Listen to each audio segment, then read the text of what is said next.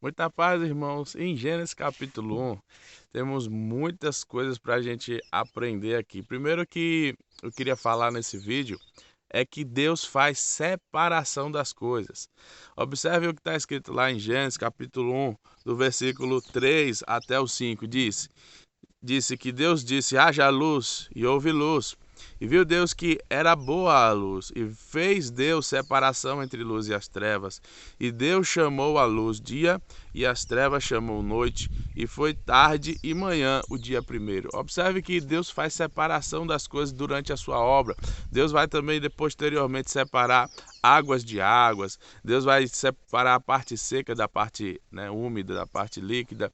Então Deus vai fazer muitas separações. Então a obra de Deus que é ali expressada em 7 dias, aquela obra específica ali, ela também é uma obra de separação. Enquanto Deus está trabalhando na nossa vida, enquanto Deus está fazendo algo, Ele está separando. Lembre que Jesus falou sobre a separação do joio e do trigo. Lembre que a parábola diz que há um tempo da ceifa, que é o tempo correto, porque se você separa o joio do trigo antes do tempo, pode ser que você colha trigo junto com joio, porque não há uma distinção.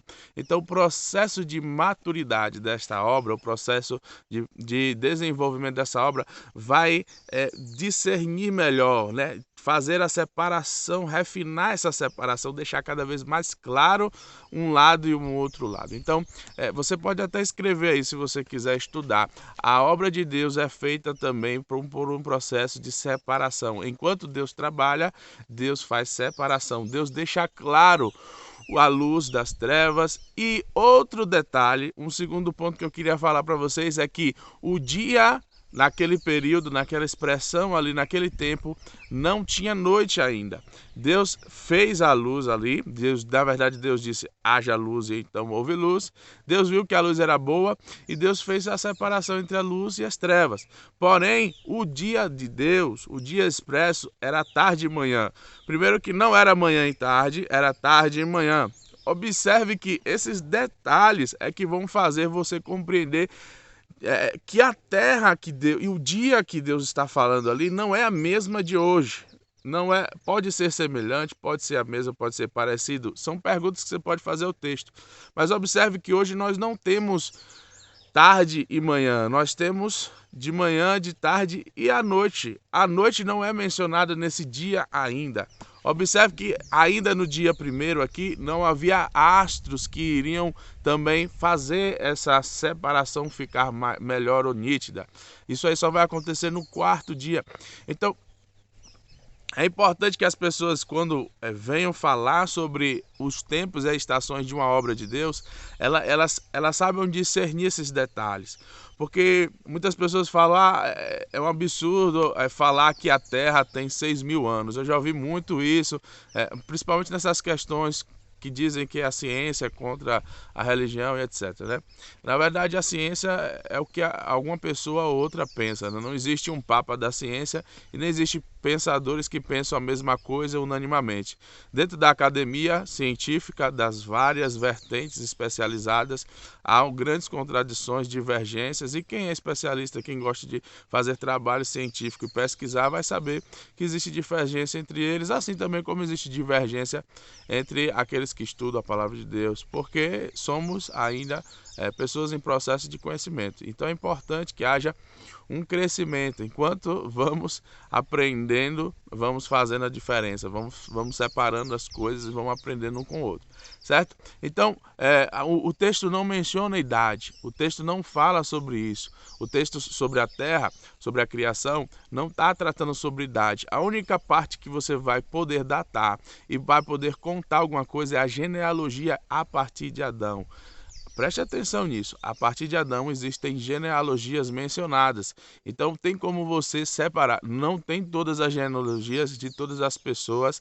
Existe uma genealogia específica ou algumas poucas que são ali tratadas de forma extremamente específica, assim, bem singular. Ou seja, está tratando de protagonistas, de pessoas ao qual são relevantes. Essas contagens de idade são importantes para saber sobre a descendência de Adão. Se você não se considera descendente de Adão, aí é outra história, tá bom? Mas eu que sou descendente de Adão, que acredito nisso, nós podemos acompanhar muito dessa contagem de anos, de acordo com essa genealogia.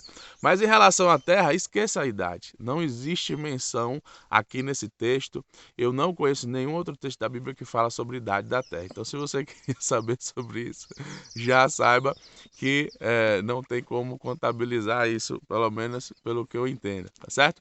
Então, e a terra ao qual você está vendo aqui está sofrendo um impacto. Você vai ver que Deus, no versículo 1, criou os céus e a terra, ponto.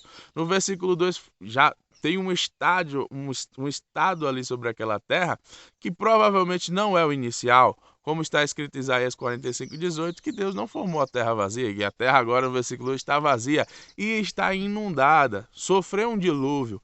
Por que ela sofreu esse dilúvio? Esses dilúvios acontecem como? Quando? Nós estamos lendo lá no Instagram, Gênesis capítulo 6 hoje, e nós vamos ver que Deus vai mencionar o motivo que Deus envia dilúvio para a terra, certo? Então, e que esse foi um dilúvio ao qual é memorável, o dilúvio de Gênesis capítulo 6, né? Que é a famosa história da Arca de Noé. Certo, irmãos? Por que isso tudo é importante? Porque se Deus enviou um dilúvio na época de Noé e disse o motivo, provavelmente é o mesmo motivo do dilúvio aqui de Gênesis capítulo 1, versículo 2. A terra estava sem forma vazia, havia trevas sobre a face do abismo, né, sobre o abismo, e ali também sobre a face das águas estava pairando o Espírito Santo. São menções proféticas, né, que você pode compreender mais. Eu poderia falar sobre os batismos que Jesus mencionou e também os batismos nesse texto que João Batista mencionou, o batismo das águas, o batismo do Espírito e o batismo com fogo. Mas talvez você não tenha esse nível de profundidade e entendimento da palavra. O que é importante você compreender é que a Bíblia ela é um quebra-cabeça, que a Bíblia também é um eixo de simetria entre o céu e a terra e que ela menciona princípios. E que o livro de Gênesis é o livro de primeiras coisas, é um livro de demonstrações de como as coisas acontecem, dos primeiros habitantes da terra e de uma terra ao qual talvez não seja a terra que você está mencionando. Essa terra de Gênesis capítulo 1 até o capítulo 6, um pouquinho depois, essa terra, esses homens que viviam nessa terra, e essa terra era diferente, tá bom? Então, se você acha que a terra que está sendo mencionada aqui, você vai comparar com essa terra aqui, é igual? Não é igual.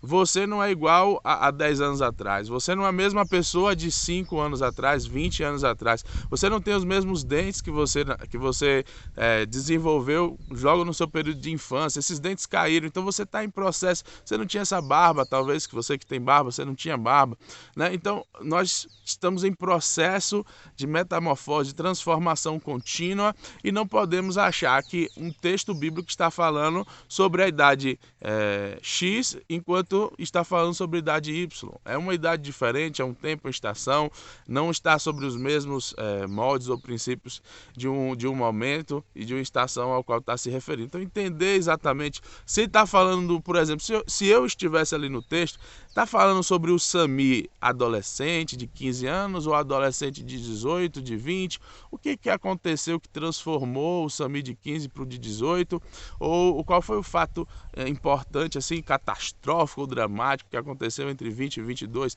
talvez uma perda familiar, um acidente grave que deixou você acamado, então coisas assim, uma depressão, um problema sério na família, que às vezes vem impactar a sua vida e transforma você, que você às vezes nem se reconhece. Então a terra sofre impactos desde o início dos tempos e você precisa saber que há céus a serem conhecidos e há uma terra que está em processo de transformação.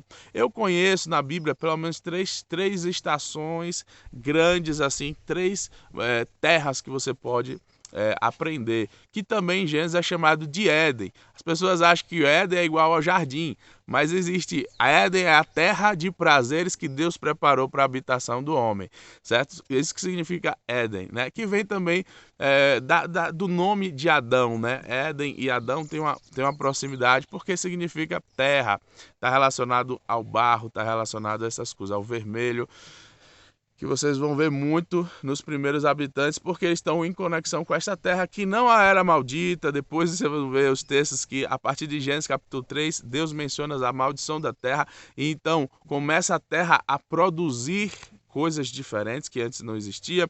Também a terra perde a sua força da frutificação. Por exemplo, você vai ver isso em Gênesis capítulo 4, foi essa palavra que Caim recebeu: quando você plantar, a terra não dará toda a sua força. Ou seja, a terra produzia em uma certa força, em uma certa produtividade muito melhor do que hoje você pode encontrar, provavelmente. Por quê? Porque a decadência da produtividade da terra, dos animais, das plantas, dos frutos, ela está relacionada também à decadência do homem, à corrupção do homem. Por exemplo, irmãos, se você perceber, se você ler os textos claramente, você vai ver que Adão tinha uma mentalidade que conseguia, por criatividade e armazenamento, dar nome a todos os animais da terra. Essa mente humana não é possível. Esse homem não era como nós. Ele estava em um estado completamente diferente. Não dá para você comparar Adão conosco. Adão é comparado com Jesus. Ele é um protótipo de uma geração, o primeiro homem a ser gerado por Deus e criado e manifestado na terra por obra divina. E a mesma coisa acontece com Jesus. Pelo Espírito Santo, ele é enxertado em Maria, ele é gerado em Maria. Então, assim como o homem teve conexão com a terra através do Espírito de Deus, ali em Gênesis capítulo 1 e capítulo 2, agora vocês vão perceber que a mesma coisa lá no livro de Mateus, que a gente leu há um pouco atrás, há uma menção semelhante. A mulher que representa o contato de Deus com a terra.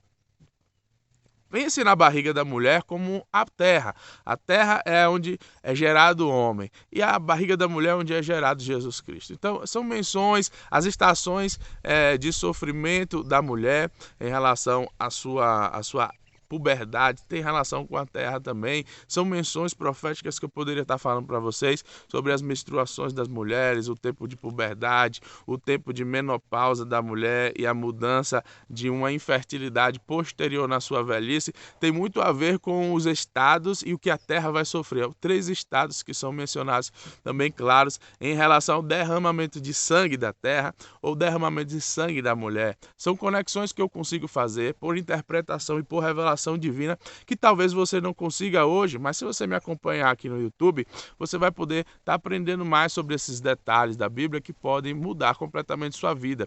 Se você soubesse prestar atenção no livro de Gênesis, por exemplo, você ia pegar um pouquinho mais adiante que Jesus tinha dente de leite. E Jesus não teve, provavelmente, dentes como a gente tem.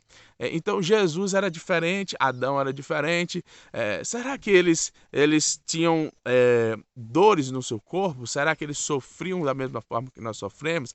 Será que eles cansavam da mesma forma que nós cansamos? Quais são as habilidades que eles tinham que nós não tínhamos? Por que esses homens viviam tanto? Será que é simplesmente uma história, questão de fada? Será que as menções ali acerca da diminuição de cerca de 1000 anos, que era a idade do homem naquela época, né? Entre 700, 900, no máximo ali 1000 anos, né?